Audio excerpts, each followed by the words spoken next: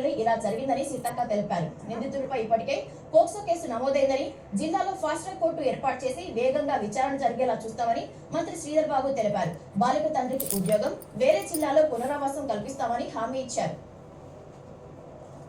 NEET UG ప్రవేశ పరీక్ష వ్యవహారంలో కేంద్ర ప్రభుత్వ తీరుపై భారత కార్యనిర్వాహక అధ్యక్షుడు కేటీఆర్ మండిపడ్డారు. నీట్ పేపర్ లీకేజ్ పై కేంద్ర ప్రభుత్వానికి లేఖ రాసిన ఆయన విద్యార్థుల భవిష్యత్తు ప్రమాదంలో పడినా పట్టించుకోవట్లేదని ఆవేదన వ్యక్తం చేశారు.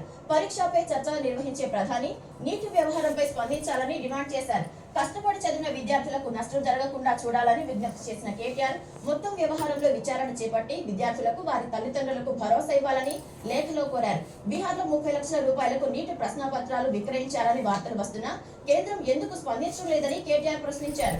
నీటి పరీక్ష సవ్యంగానే జరిగిందంటూ కేంద్ర మంత్రి ధర్మేంద్ర ప్రధాన్ వివాదాన్ని కప్పిపుచ్చే ప్రయత్నం చేయడం దారుణమన్నారు. నీటి పేపర్ లీక్ అయిందంటూ వస్తున్న ఆరోపణలపై సమగ్ర విచారణ జరిపించాలని డిమాండ్ చేశారు. తెలుగు జర్నలిజానికి జాతీయ స్థాయిలో పేరు ప్రఖ్యాతులు తెచ్చిన కృషివలుడు రామోజీరావు అని పాత్రికేయులు కొనియాడారు. సోమాజిగూడ ప్రెస్ క్లబ్ లో పాత్రికేయ శిఖరం రామోజీరావుకు అక్షరాంజలి ప్రత్యేక కార్యక్రమం నిర్వహించారు.